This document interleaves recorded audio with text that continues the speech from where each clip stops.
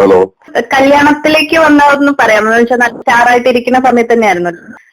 കല്യാണത്തിലേക്ക് ഞാന് 93-ലാണ് കല്യാണം കഴിഞ്ഞത്.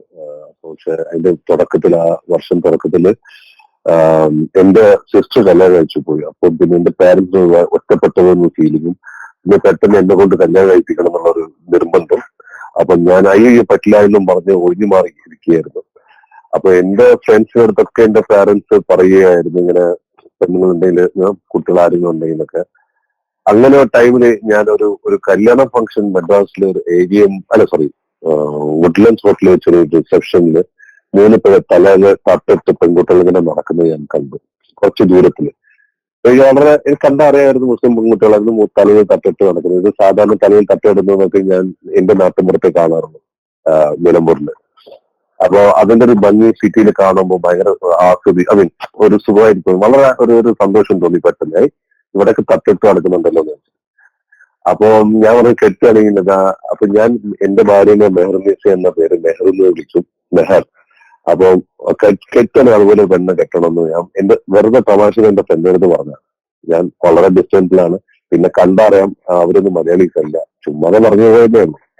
ആ ചങ്ങായി എന്ത് ചെയ്തു ഉടനെ അച്ചങ്ങനെ മദറിന്റെ അടുത്ത് അത് പറഞ്ഞു. ആ മദർ അവരുടെ അടുത്ത് ചുറ്റിപ്പറ്റിയുള്ള ഫ്രണ്ട്സിനൊക്കെ പോയി അവരുടെ അഡ്രസ് ഒക്കെ ചോദിച്ചു. പിന്നെ അവരായിട്ട് ബന്ധപ്പെട്ടു, ഒരു പ്രൊപ്പോസൽ അങ്ങ് ഇട്ടു. പിന്നെ എന്റെ പാരന്റ്സ് ഇവിടെ വന്ന് എന്നെ കൊണ്ടുപോയി. പിന്നെ അങ്ങനെയൊക്കെ നടന്നതാണ് ഈ കാര്യങ്ങളൊക്കെ. ചെറിയൊരു പ്രണയം ഫസ്റ്റ് സൈറ്റ് ലവ് എന്നൊക്കെ പറയണത് അല്ലേ? ഫസ്റ്റ് സൈറ്റ് ലവ്, അങ്ങനെയൊക്കെ വേണമെങ്കിൽ പറയാം. പക്ഷെ ഫസ്റ്റ് സൈറ്റ് ലവ് എന്ന് വെച്ചാൽ ഞാൻ പിന്നെ കാണുന്നത് അവളുടെ വീട്ടിൽ പ്രൊപ്പോസലുമായിട്ടാണ്. ഇപ്പൊ പ്രൊപ്പോസൽ എന്ന് പറയുമ്പോൾ ഓൾറെഡി ഇവർ ഓക്കെ, പക്ഷെ അവർക്ക് അവരുടെ ഭാഗത്ത് നിന്ന് ചെറിയൊരു പ്രശ്നം ഉണ്ടെങ്കിൽ അവരാരും കുടുംബക്കാരും അങ്ങനെ എന്നെ അവരുടെ അങ്കിൾസും മാമന്മാരും എന്നൊക്കെ പറഞ്ഞത് ആരും ഇതിന് എതിർപ്പായിരുന്നു. കാരണം ഒരു സിനിമക്കാരനെ കൊണ്ട് കെട്ടിക്കാനുള്ളത്, കാരണം അത് ഭയങ്കര കുടുംബത്തിൽ നിന്ന് തന്നെ ഇവരാണ്. ഹാജി മൂസ എന്ന് പറഞ്ഞിട്ട് മധുരയില് വലിയൊരു ഒരു ഒരു ഒരു തറവാടുള്ള ഒരു സംഭവമാണ് അവിടെയൊക്കെ. അപ്പൊ അവരുടെ മക്കളുടെ മക്കളാണ് ഇവരൊക്കെ. പക്ഷെ അവർക്കൊക്കെ ആദ്യം എതിർപ്പായിരുന്നു ഞാനൊരു സിനിമ ആണെന്നുള്ള കാര്യം ഒക്കെ ആയിട്ട്. പിന്നെ മാത്രമല്ല അതില് ചിലവർക്ക് ഓക്കെ, കാരണം എന്നെ കുറിച്ചും എന്റെ ബാക്ക്ഗ്രൗണ്ടിനെ കുറിച്ചൊക്കെ അവരും അന്വേഷിച്ചിരുന്നു.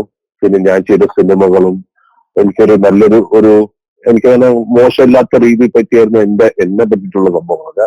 അങ്ങനെയൊക്കെ സംഭവിച്ചു പോയി. അല്ല പെട്ടെന്നായിരുന്നു നിക്കാഹൊക്കെ തുടങ്ങി കഴിഞ്ഞത്. അപ്പം അങ്ങനെ ഉണ്ടായിരുന്നൊരു ഒരു വെന്നും പോക്കലും വീട്ടിൽ കാണുന്നതും ഒക്കെ ആയിരുന്നു അതിന്റെ ഒരു ലവ് എന്നൊക്കെ പറയുന്നത്. എനിക്ക് ഭയങ്കര ഇഷ്ടപ്പെട്ടു. പിന്നെ മാത്രമല്ല ലവ്, യെസ് കറക്റ്റ്. കാരണം വെച്ചാല് ഇവര് 3 പെണ്ണുങ്ങളാണെങ്കിലും എന്റെ ഭാര്യ രണ്ടാമത്തെ പെണ്ണാണ്, മീൻസ് പെൺകൊച്ച്. 3 സിസ്റ്റേഴ്സില് മൂത്തവൾക്ക് ഇനി കല്യാണം ആയിട്ടില്ല, അവൾക്കും പ്രായം കുറവായിരുന്നു. അപ്പൊ അവര് വിചാരിച്ച് ഞാൻ മൂത്ത കൊച്ചിന് വേണ്ടിയിട്ടാണ് പ്രൊപ്പോസൽ വന്നത്. പക്ഷെ ഞാൻ സത്യമായിട്ട് പറഞ്ഞു ഞാൻ രണ്ടാമത്തെ കൊച്ചിനാണ് കാണാൻ വന്നത്. അപ്പൊ ഞാൻ പറയും കെട്ടാണെങ്കിൽ അവളെ ഞാൻ കെട്ടത്. എന്റെ കണ്ണ് എനിക്ക് അതാണ് ഇനിയിപ്പം എനിക്ക് മാറാൻ പറ്റില്ല. മനസ്സില് ഹൃദയത്തിലൊക്കെ അങ്ങോട്ട് പതിഞ്ഞു പോയി അവളുടെ ഫേസും ഒക്കെ ആയിട്ട്. അപ്പോ പിന്നെ അങ്ങനെയാണ് ഞാൻ കല്യാണം കഴിക്കുന്നത് മേഘനെ. പക്ഷെ മൂത്തോള് പിന്നീട് ഒരു 1-2 വർഷം കഴിഞ്ഞിട്ടാണ് ഏറെ കല്യാണം. ഭയങ്കര സിനിമാറ്റിക്കുമാണ്. സിനിമാറ്റിക്കാണ് ഇരിക്കാം. അല്ല, എന്റെ മനസ്സിൽ അങ്ങനെ വന്നു. ഞാൻ കല്യാണിക്കാൻ വേണ്ടി വെറുതെ ആരെങ്കിലും കെട്ടാനല്ലോ മനസ്സിൽ തോന്നി. കണ്ട ഒരു പെണ്ണ്, പിന്നെ അവളെ വീണ്ടും കാണുമ്പോൾ ഭയങ്കര സന്തോഷം തോന്നി. പിന്നീട് അവൾക്ക് വേണ്ടി വെയിറ്റ് ചെയ്യാമായിരുന്നു മൂത്ത കഴിഞ്ഞിട്ട്. പക്ഷെ എന്താ പ്രശ്നം വെച്ചാല് എന്റെ പേരൻസിന് പെട്ടെന്ന് കല്യാണം കഴിപ്പിക്കണമെന്നുണ്ടായിരുന്നു. ആൻഡ് അത് പെട്ടെന്ന് വേണം. പിന്നെ അവരുടെ ഇതില് എന്താ വെച്ചാൽ ഒരു പെണ്ണ് നമ്മൾ എൻഗേജ്മെന്റ് കഴിഞ്ഞാൽ ഒരുപാട് മാസങ്ങൾ വെയിറ്റ് ചെയ്യാൻ സമ്മതിക്കില്ല. അപ്പൊ പെട്ടെന്ന് നിക്കാഹും ഒക്കെ ഒരു മാസത്തിനുള്ളിൽ വേണം തീർക്കാൻ. സോ അങ്ങനെയൊക്കെ നടന്നേ ഉള്ളൂ. എന്റെ വഴിയല്ല ഇതെല്ലാം. ഒന്നും നമ്മളാരും ഉണ്ടാക്കുന്നില്ല. ഇതൊക്കെ പഠിച്ചതിന്റെ കളികളാണ്, ദൈവത്തിന്റെ കയ്യിലാണ് ഇതൊക്കെ ഇരിക്കുന്ന വിധി. അതെന്ന് വെച്ചാൽ നമ്മളെ കല്യാണം നോക്കി ഇവരൊക്കെ വന്നു. റഹ്മാന്റെ മദർ എന്റെ ഫാമിലിയായിട്ട് പരിചയപ്പെട്ടു, കണ്ടു, മക്കളെ കണ്ടു. അപ്പൊ റഹ്മാന്റെ കല്യാണം റഹ്മാൻ ഒരേ പാക്കാരനാണ്. അങ്ങനെ പുള്ളിയുടെ സമയമായി കല്യാണം കെട്ടാനുള്ള ഒരു തോന്നുന്നു. അങ്ങനെ ഇവര് ആണെങ്കിൽ പിന്നെ മാത്രമല്ല വീട്ടിൽ വന്നു, അന്വേഷിച്ചു. അങ്ങനെയാണ് ഇതായത്. കാരണം കല്യാണത്തെ വെച്ച് കണ്ടപ്പോ, അല്ലാണ്ട് ഞാനായിട്ട് ഒരു പ്രൊപ്പോസലായിട്ട് വന്നതല്ല. മക്കൾ സിനിമയിലേക്ക് വരുന്ന ഒരു കാലാണ്. അപ്പം സാറിന്റെ മക്കൾ ആരെങ്കിലും സിനിമയിലേക്ക് വരണമെന്ന് ആഗ്രഹിക്കുന്നുണ്ടോ? അത് വേണ്ട, സിനിമ വേണ്ട? എന്റെ മക്കളെല്ലാം ചുറ്റിപ്പറ്റുള്ള എല്ലാവരുടെയും മക്കൾ സിനിമയിൽ വരണമെന്നൊക്കെ ആഗ്രഹിച്ചുകൊണ്ടിരിക്കുന്നുണ്ട്. എന്റെ മൂത്ത മോൾക്കും ഇൻട്രസ്റ്റ് ആണ് സിനിമയിൽ വരണം എന്നല്ല, പക്ഷെ അവൾക്ക് ചെറുതായിട്ടുള്ള ഒരു ഇൻട്രസ്റ്റ് ഒക്കെ ഉണ്ട്, ഈ ഗ്ലാമറും ഇതൊക്കെ. പക്ഷെ ഇപ്പൊ ഞാൻ അവളോട് പറഞ്ഞു, ഈ MBA കഴിഞ്ഞിട്ട് പിന്നെ നിനക്ക് അങ്ങനെ ഒരു നല്ലൊരു സിനിമ ഓഫർ വരണമെങ്കിൽ തീർച്ചയായിട്ടും ചെയ്തോളൂ പോവാം. അതിന് ലാംഗ്വേജ് പറയുന്നുണ്ടോ? മലയാളത്തില് അല്ലെങ്കിൽ തമിഴ് അങ്ങനെ? അല്ല, അത് എന്തായാലും അങ്ങനൊന്നുമില്ല. ലാംഗ്വേജ് എനിക്ക് ഒരു കുഴപ്പമൊന്നുമില്ല.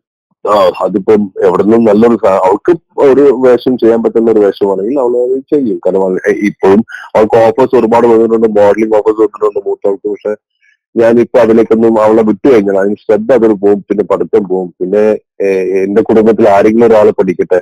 അങ്ങനെ ഞാനും അത്രയും പഠിച്ചിട്ടില്ല, എന്റെ ഭാര്യ അത്രയും പഠിച്ചിട്ടില്ല. അറ്റ്ലീസ്റ്റ് എന്റെ പിള്ളേരെങ്കിലും ഒരു ലെവൽ വരെ എത്തട്ടെ എന്നുള്ള രീതിയാണ്. അപ്പം ഒരു അക്കാഡമിക് എഡ്യൂക്കേഷൻ എന്ന് പറയുന്നത് ഇന്നത്തെ വലിയ സ്ത്രീധനമാവുന്നു. അമലയായിട്ടുള്ള ഒരു പ്രണയം ഉണ്ടായിരുന്നു, പക്ഷെ വീട്ടുകാർക്ക് വേണ്ടിയിട്ട് അത് വേണ്ടാന്ന് വെക്കേണ്ടി വന്നു. അപ്പം ആ ഒരു ഇതെങ്ങനെയായിരുന്നു? പക്ഷെ നിങ്ങൾ തമ്മിൽ ഒരു സിനിമ എന്ന് പറയുന്ന മലയാളത്തിലൊന്നും അധികം ഉണ്ടായിട്ടില്ല എന്ന് തോന്നുന്നു. ഇല്ലില്ല, അത് അച്ഛനും അമ്മയ്ക്കും വേണ്ടി വിട്ടതും അങ്ങനെ ഒന്നുമില്ല. ഞാൻ ഇഷ്ടപ്പെട്ടിരുന്നു, ഞങ്ങൾ ഒരുപാട് അടുത്തിരുന്നു. ഒരു സിനിമ ചെയ്തപ്പോ തമിഴില്ല, അത്രേ ഉള്ളൂ, വേറൊന്നുമില്ല. അത് ഒരു ഇൻഫാക്ച്വേഷൻ എന്നൊക്കെ പറയാം, അതങ്ങനെ വന്നു പോയി, അത്രേ ഉള്ളൂ. പക്ഷെ അതൊരു ലോങ് സ്റ്റാൻഡിങ്ങും ആയിരുന്നില്ല. ജസ്റ്റ് ഇഷ്ടം തോന്നി, പക്ഷെ പിന്നെ അത് നമ്മളത് തിരക്ക് കൂടി, അത് പിന്നെ സീരിയസ് അല്ലാതായി പോയി. ഗോസിപ്പിന്റെ കാര്യം പറയുമ്പോഴാണ് ഒരിക്കലും ഒഴിവാക്കാൻ പറ്റാത്തൊരു പേരുണ്ട്, രോഹിണി. ഭയങ്കര ഫ്രണ്ട്സ് ആയിരുന്നു, പക്ഷെ ആൾക്കാർ കണ്ടെല്ലാം അല്ല. ഒരുപാട് സിനിമയിൽ ഒന്നിച്ച് അഭിനയിച്ചുകൊണ്ടായിരിക്കാം, ഇഷ്ടപ്പെട്ട പേരായതുകൊണ്ടായിരിക്കാം കഥകൾ കൂടുതൽ ഉണ്ടായിരുന്നിരിക്കാം.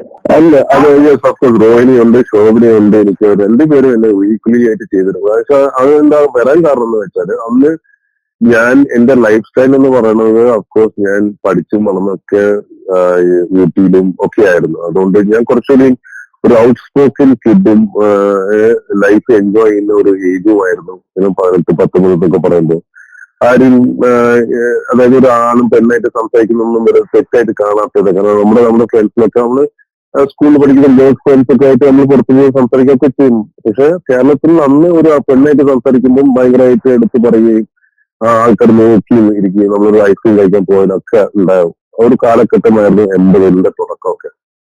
സോ ഒരു പക്ഷേ ഞാൻ എന്റെ പെരുമാറ്റം കണ്ടിട്ട് പലരും ഇപ്പൊ രോഹിണിയായിട്ട് അല്ലെങ്കിൽ ശോഭനായിട്ട് ഞങ്ങൾ ഷൂട്ടിംഗ് കഴിഞ്ഞ് ഡിന്നർ കഴിക്കാൻ പുറത്തു പോയിച്ച് അല്ലെങ്കിൽ എന്തെങ്കിലുമൊക്കെ ഒരു കോഫി ടീ അങ്ങനെ, അപ്പൊ അത് ആൾക്കാർ കണ്ടിട്ട് അഭിപ്രായങ്ങൾ പറയുന്നു, അത് ഗോസിപ്പിന്റെ രൂപത്തിൽ വരുന്നു.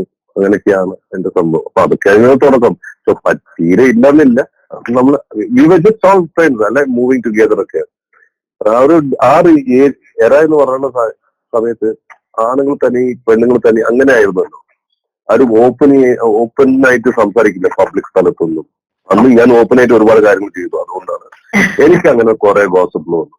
അന്നത്തെ കാലത്ത് ഭയങ്കര ട്രെൻഡ് സെറ്റർ ആയിരുന്ന ഒരു ആക്ടർ ആയിരുന്നു, ഒരുപാട് ഗോസിപ്സ് ഉണ്ടായിരുന്നു. അപ്പം അത്തരം ഒരു ഗോസിപ്സിനെ എങ്ങനെ ഫേസ് ചെയ്തു? ആ കാലഘട്ടത്തിൽ ടിവിയും കാര്യങ്ങളൊന്നും ഇല്ലല്ലോ അധികം. പിന്നെ നാട്ടിൽ കിട്ടുന്ന ഇൻഫർമേഷൻ ഒരു ഗോസിപ്പ് ഒക്കെ എന്ന് പറയുന്നത് വെറും നാട്ടിലത്തെ കുറിച്ച് മാത്രം വിവരമുള്ള സംഭവങ്ങളായിരുന്നല്ലോ. എനിക്ക് എന്റെ പ്രായത്തിൽ നിന്ന് എന്നെ കുറിച്ചായിരുന്നു ഏറ്റവും അധികം ഗോസിപ്പ് എന്നുകൊണ്ടിരുന്നത്. കാരണം ഞാൻ അന്ന് വളരെ യങ് യൂത്ത്ഫുൾ ആയിരുന്നു. പിന്നെ സ്വാഭാവികമായിട്ട് മാർക്കറ്റില് ഫിലിം ഇൻഡസ്ട്രിയിലും ഒക്കെ നമ്മൾ ഒരു മാർക്കറ്റിലുള്ള ആളിനെ കുറിച്ച് ഒരു എന്തെങ്കിലും നമുക്ക് എഴുതുമ്പോഴല്ലേ ജനങ്ങൾക്ക് അത് വായിക്കാൻ ഇൻട്രസ്റ്റിംഗ് ഉണ്ടാവുക. അപ്പം ആ ഒരു കാര്യത്തിൽ പക്ഷെ അന്നൊന്നും എനിക്ക് അത് മനസ്സിലാക്കുന്ന പ്രായമോ ഇല്ലെങ്കിൽ ബുദ്ധിയില്ലായിരുന്നു. അപ്പം അപ്പോഴൊക്കെ വിഷമിച്ചിട്ടുണ്ടായിരുന്നു. ഞാൻ ആകെ വിഷമിച്ചിരുന്നു. എന്റെ പേരൻസ് ഇത് കേട്ടാൽ വായിച്ചു കഴിഞ്ഞാൽ അവർ എന്നെ കുറിച്ച് എന്ത് തോന്നും, അങ്ങനെയൊക്കെയായിരുന്നു. ഗോസിപ്പ് എന്ന് പറയുമ്പോൾ അറിയാലോ, അതിലും 100% സത്യമാവണമെന്നില്ല. ചിലപ്പം ചിലതുണ്ടാവും, അത് വെച്ചിട്ട് പെരുപ്പിച്ചിട്ടുണ്ടാവാം. ഇങ്ങനെയൊക്കെ ആയിരിക്കാം ഓരോരോ ഗോസിപ്പ് പുറത്തേക്ക് വരുന്നത്. പിന്നെ കാലങ്ങൾക്ക് ശേഷം ഞാൻ അതിന് മെച്യൂർഡ് ആയതിനു ശേഷം പിന്നെ ഗോസിപ്പ് എന്നൊക്കെ പറയുന്നത് ഒരു സിനിമയുടെ ഭാഗമാണ്. സിനിമ അല്ല, കലയിലും ഈ തരം എന്താണ് ഷോബിസ് വേൾഡ് ഓർ ഫാഷൻ വേൾഡിലൊക്കെ ഈ ഗോസിപ്പ്, ക്രിറ്റിക്സ് ഇതെല്ലാം part and parcel of the trade ആണ്. സോ അതിനെ ഞാൻ ധൈര്യമായിട്ട് എക്സെപ്റ്റ് ചെയ്തു. പക്ഷെ ഇപ്പൊ എന്റെ വിഷമം വെച്ചാൽ ഗോസിപ്പ് ഇല്ല എന്നുള്ളതാണ് എന്റെ വിഷമം. എന്നെ കുറിച്ച് ഒരു ഗോസിപ്പ് വരുന്നില്ല എന്നാണ്. അപ്പൊ ഞാൻ ചെയ്യുന്ന ഈ അടുത്ത കാലത്ത് ചെയ്യുന്ന പടങ്ങളൊക്കെ ഡയറക്ടറും പ്രൊഡ്യൂസറും പറയും, എന്തെങ്കിലും നമുക്ക് കോൺട്രവേഴ്സി ഉണ്ടാക്കണ്ടേ പടത്തിന് പബ്ലിസിറ്റി വേണ്ടി, എന്നെ കുറിച്ച് എന്തെങ്കിലുമൊക്കെ പറയും തെറ്റായിട്ട് എന്നൊക്കെയാണ് ഞാൻ അവിടെ ചോദിച്ച് പറയിപ്പിക്കുന്നത്. ഗേൾസ് ഉണ്ടെങ്കിൽ മാത്രം സിനിമ ശ്രദ്ധിക്കാൻ അല്ലെങ്കിൽ കുറച്ചുകൂടി ആൾക്കാര് ശ്രദ്ധിക്കുള്ളൂ എന്നൊരു ഫീൽ ഉണ്ടോ?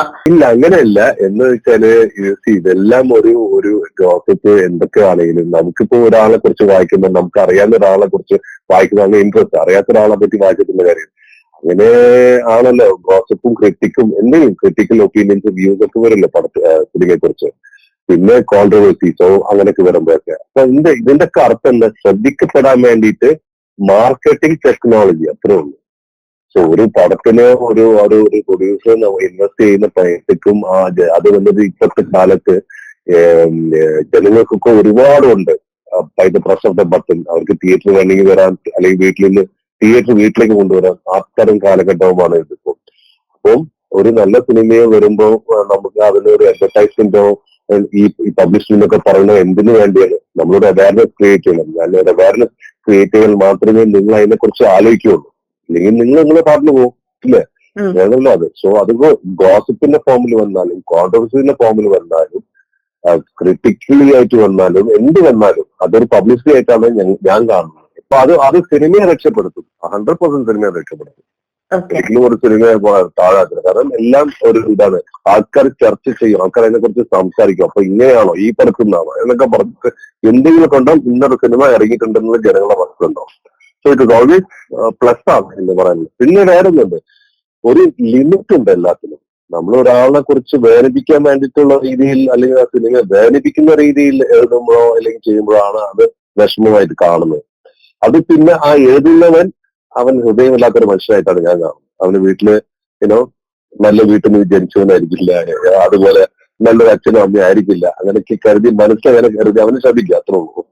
You're watching me on metromatney.com. on metromatney.com. metromatney.com. Subscribe for more videos. Subscribe for more videos. Subscribe here for more videos. Subscribe now. Thank you.